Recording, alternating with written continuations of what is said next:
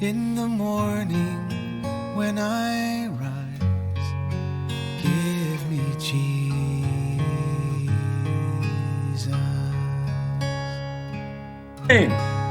So today, I need to make absolutely sure that you understand the context in this story.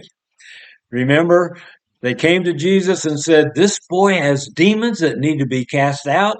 And we tried to get your disciples to do it, and they could not cast them out." How did Jesus respond? He said, "You unbelieving generation. Oh my goodness, how long do I have to put up with you? Why don't you walk in faith? The problem is your unbelief." And then he had that same conversation with the father of the boy. He said to the father, "Anything is possible to him who believes." Well, the father said, "I do believe, but help my unbelief." So I hope you heard me yesterday. If that's a cry to God, to believe fully, to go all in, to say, "I am yours. I surrender all. I want to walk in unity with you.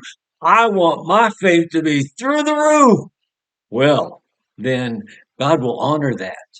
But if that's an excuse to not believe, then you don't expect the things of the kingdom to manifest in this realm for you, because it's by faith that we see the love of God manifest and all the riches that come by his grace and his kingdom that's available to us here. Well, today I'm going to read verses 25 through verse 29. And here's how it goes.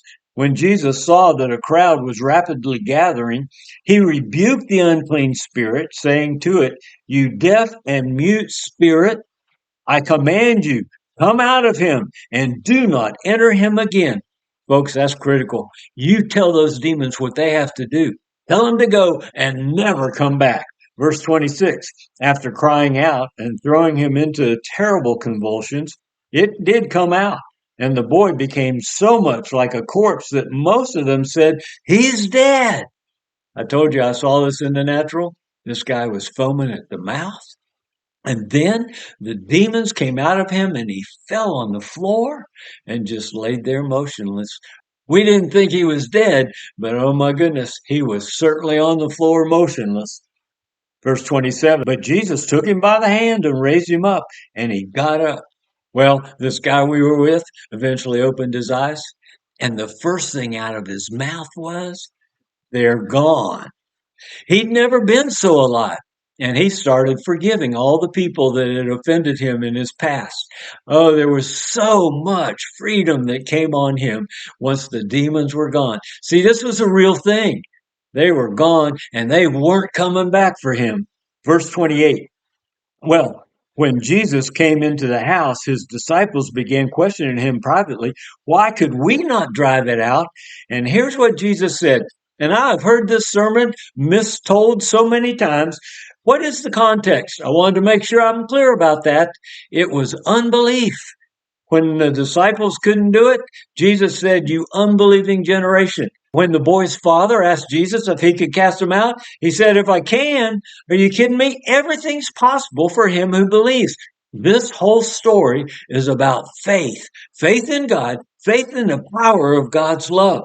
And so in verse 29, he said to them, "This kind cannot come out by anything but prayer and fasting." Well, I've heard the sermon. This kind of demon can only come out by prayer and fasting. Well, you know what? Jesus came upon this demon and he didn't pray and he didn't fast. He told the demon to get out. This same story is in Matthew. It's Matthew 17. And Jesus tells the disciples when they ask, "Why couldn't we cast them out?" It's in verse 20. He said to them, "Because of the littleness of your faith." And then it says in verse 21, this kind only comes out by prayer and fasting, this kind of unbelief, this littleness of faith. And so, are you going to pray? Are you going to fast? Well, don't do it to get God to do something, but by all means, pray and fast that unbelief would go and you would walk in a rich intimacy with him that believes every word he speaks and every promise he makes because the love of God is the greatest power in all of creation. And so that love will absolutely set you free when you believe on Jesus and trust Him for everything. I look forward to being with you tomorrow. We're going to talk a little bit about humility. I'll see you then. Give me Jesus. Give me Jesus.